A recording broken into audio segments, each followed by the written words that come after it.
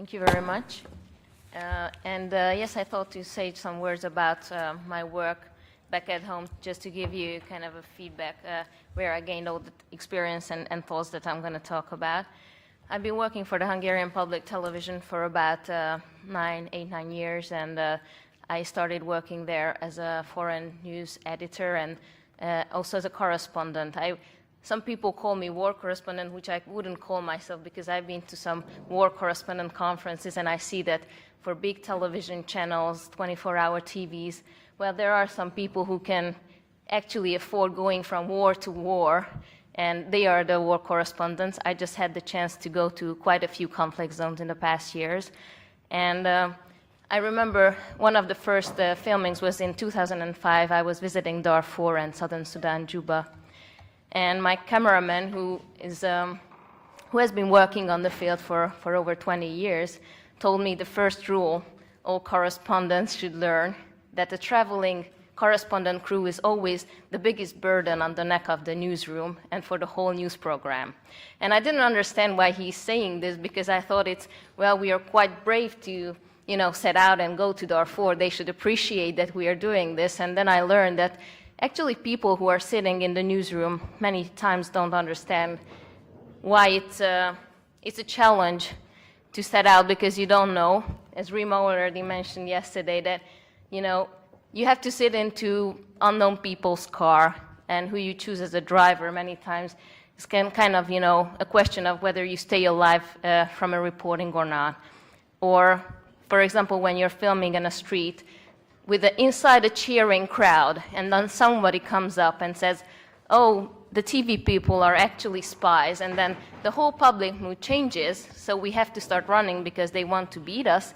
We run to the police station for some protection, where we end up being arrested for spying.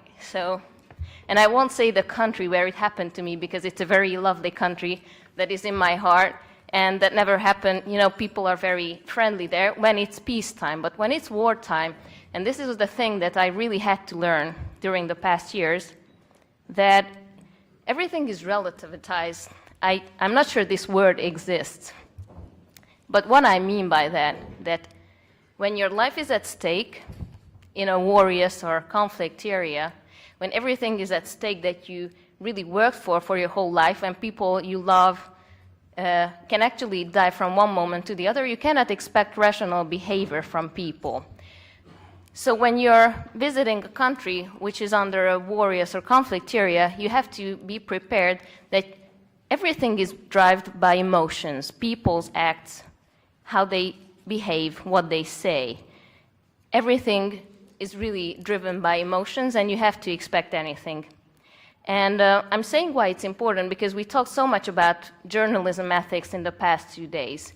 We've heard very nice ideas and very nice standards, but what I can actually add to this whole thing is what my basic ethics were when I was working as a correspondent, because during the Arab Spring, I think correspondents had and still have a lot of responsibility on how people actually see all the happenings happening in the Middle East, because many of you are from those countries where these events took place. But I'm saying this with a Hungarian eye. Many people in Europe really wanted to follow the Arab Spring, and people in Hungary were basically sitting down to the TVs at 7:30 if they wanted to know what's happening in Libya, and were waiting for my report in the evening, because I was at one time the only correspondent from Hungary at the spot. And that means a lot of responsibility.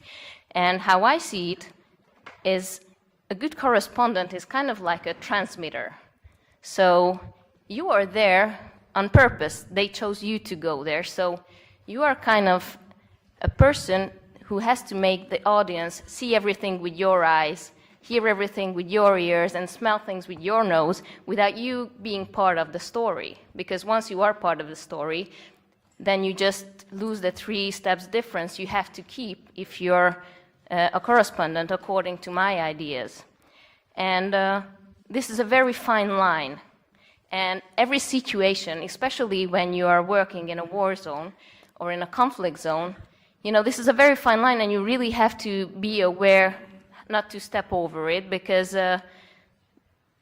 you have to feel it, basically. And I think what makes a good correspondent is feeling these lines, what you cannot step over, and still be there and give everything that you sense to the audience. And this is when, during the Arab Spring, I started to hear the phrase crusading journalism a lot more and more. And I was just participating at a conference called Input in Berlin, which is a conference for public televisions, a television festival basically, which has over 15 years of experience.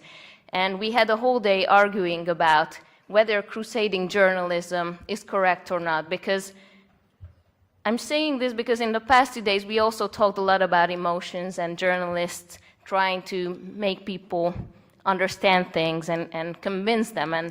And in my opinion, crusading journalism is not necessarily journalism, because journalists might have a good goal they want to give to people and make people understand things, but once they step over a line and they become crusading journalists, I'm not sure that is actually journalism.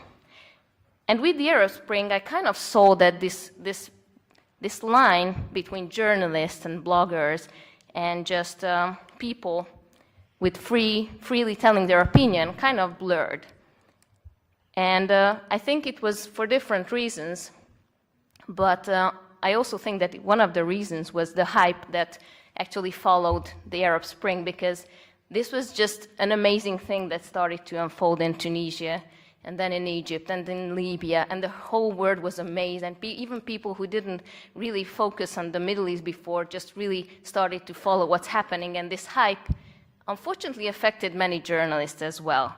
And I think the problem with this, that after the hype disappeared, still, these undefined borders still remained unclear and blurred. And when we talked about, the role of bloggers, and I'm totally agreeing with everyone who's saying blogging should be there because it's a nice way to send message to people and to give people information, but it's not journalism. So I think this has when people start blurring these borders between blogging and being a journalist, and just people saying what they see and feel, is that journalism starts to lose credibility, in my opinion. And the other problem I saw, actually I was covering the Libyan revolution the most, and what I also discovered that many times journalists and correspondents just forgot to say what's happening on the other side of the story, because I arrived to Benghazi at the end of February with quite a lot of journalists, and so I witnessed many interesting things there. Basically, people from all over, from Europe, from the States, were working there as correspondents, and obviously we had no visa, so we had to sneak into the country, and we were kind of, going first from village to village to see how we can manage, and then we arrived to Benghazi, and it seemed kind of safe. But what I realized that many journalists just forgot to talk about what's happening in Tripoli, which was still under Gaddafi control. Of course, this is also a very good ethical question that maybe we shall address at the next meeting, that how do you report about something when you're not physically there, but still it needs to be said and reported because it's part of the story. So this is on my field experience. But then also, when I'm not on the field, I'm working in a newsroom as a foreign news editor, so I kind of see the other side of the story. And it always amazed me how, after a certain period of time, when the Iraq war started, or Afghanistan, and so on, all the media attention was on one country, and then just started fading after a while.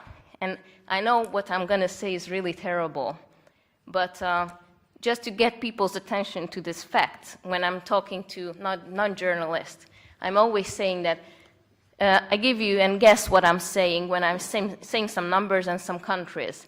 And I said, I think this was in 2006 when I first said this, so just because of the countries. So 100 Iraq, 50 Afghanistan, and 20 the Gaza Strip. Guess what the relation is? And the relation is that this many people have to die in order for a news to get into our news program. And I know it sounds terrible, but this is the fact. Just imagine a conversation when I'm sitting at the foreign editor's desk and the editor of the news program is sitting over there, and I'm just checking the news and I'm saying, oh, there has been a blast in Baghdad Central Market. How many dead? 20. Forget it. Or even not even saying anything, just a grim, you know? How can we be so ignorant? And really, I really felt that during the years that people just became numbers.